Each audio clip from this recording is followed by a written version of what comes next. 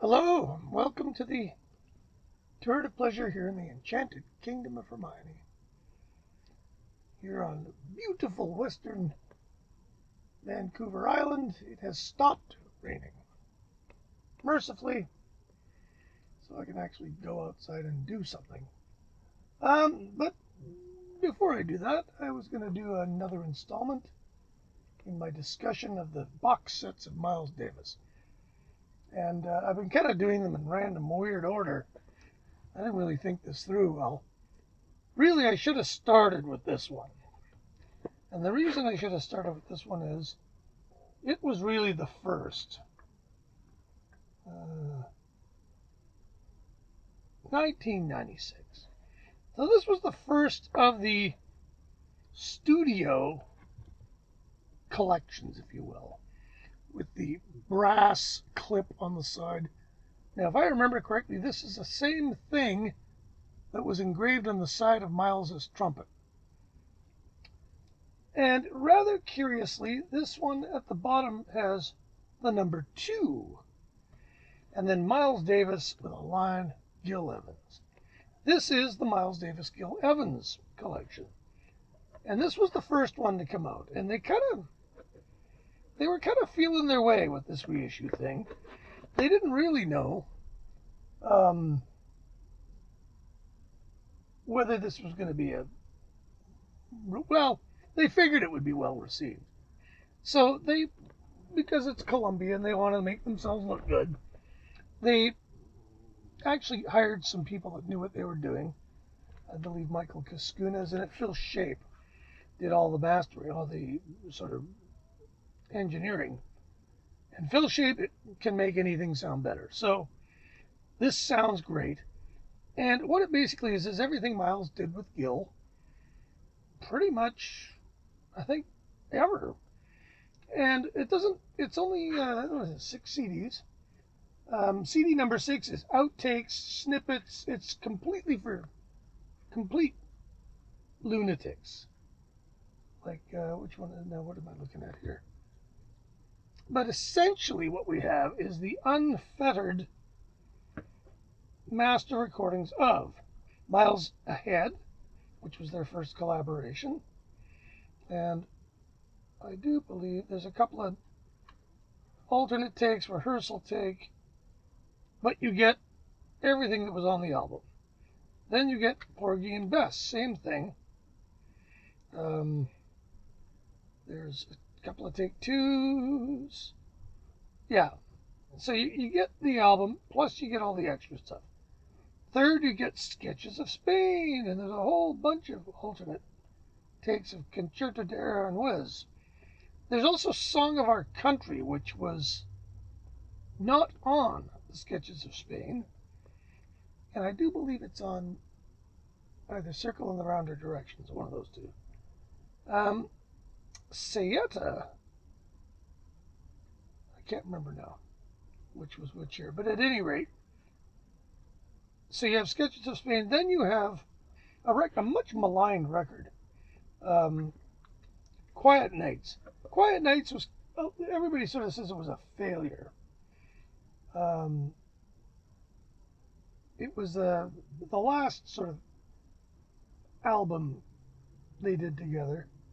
And it's kind of a bossa nova record. I mean, it's, But this is an interesting era because this is, I think, 62-ish. And Miles had Gil help him with a couple of other neat things. One of which was a 3-song session featuring Bob Doro. And Bob Doro is a great jazz vocalist in the kind of shibbity-doo-wah tradition, but really good. The guy swings like crazy. He does a Yardbird suite that'll blow your mind. Really likable guy. I might think he's still alive. He worked well into his old age and was great. Really good. Did some records for Blue Note in more recent times. At any rate, part of his mandate was to help Miles create for his corporate masters at Columbia a Christmas song. And there's the classic quote from Miles, "What the fuck do they want out of me? White Christmas?" So he got Bob Doro to write him a song called Blue Christmas, which is a really glum Christmas song. Lyrically, it's a riot. Back in the good old days of Lyle's Place when I worked there, they had these Christmas tapes. That's all they would play for December. I think there were 6 of them. The only song on these Christmas tapes I liked was Blue Xmas. It's like a mantra in my head. And there's a great song called Nothing Like You, which is just this like 2-minute long pop song with a great sort of bebop melody line. And then they did a version of Devil May Care, but for whatever reason, Miles didn't want to hear the words. So he just gets Doro to sit out and they play it.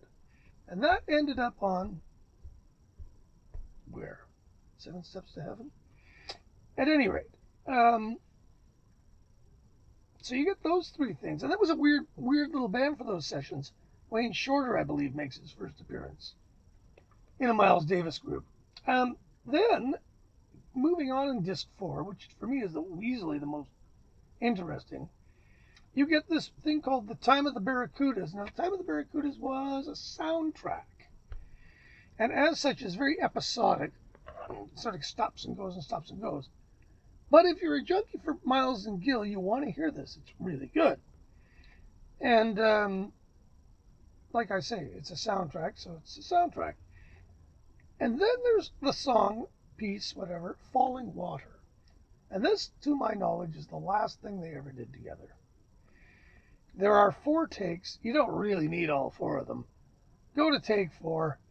It's really, really interesting. It's not that long. It's only about maybe 8 minutes long.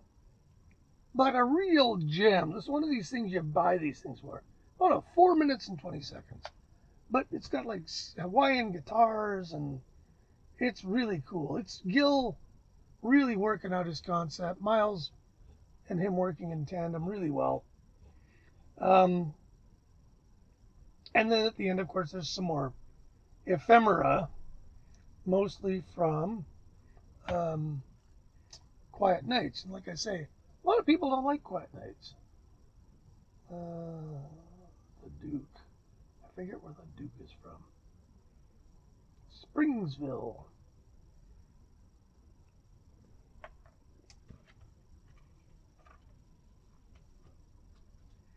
And then you get into the... Now this is where the serious Gil junkies exist.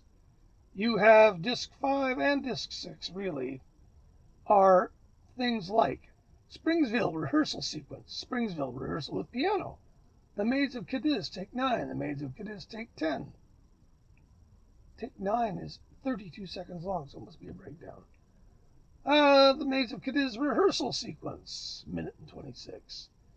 Count Off for the Duke, take 3, 35 seconds.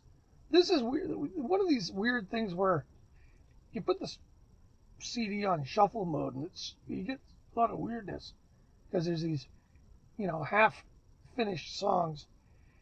And then disc 6 is more of the same. Studio discussion. There's several. Bess, you is my woman now. Oh, Bess, where's my Bess? I love you, Porgy. There's a boat that's leaving. There's just a lot of stuff. Really fascinating.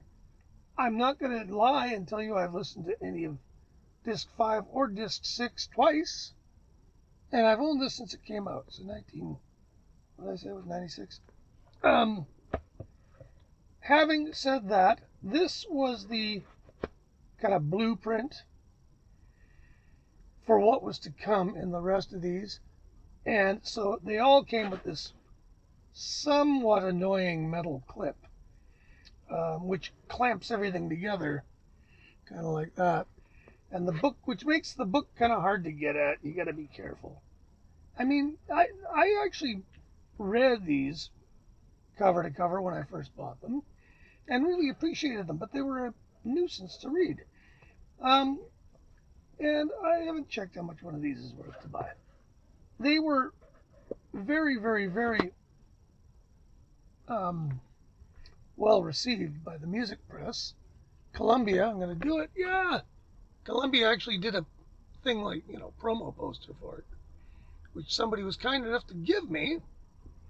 And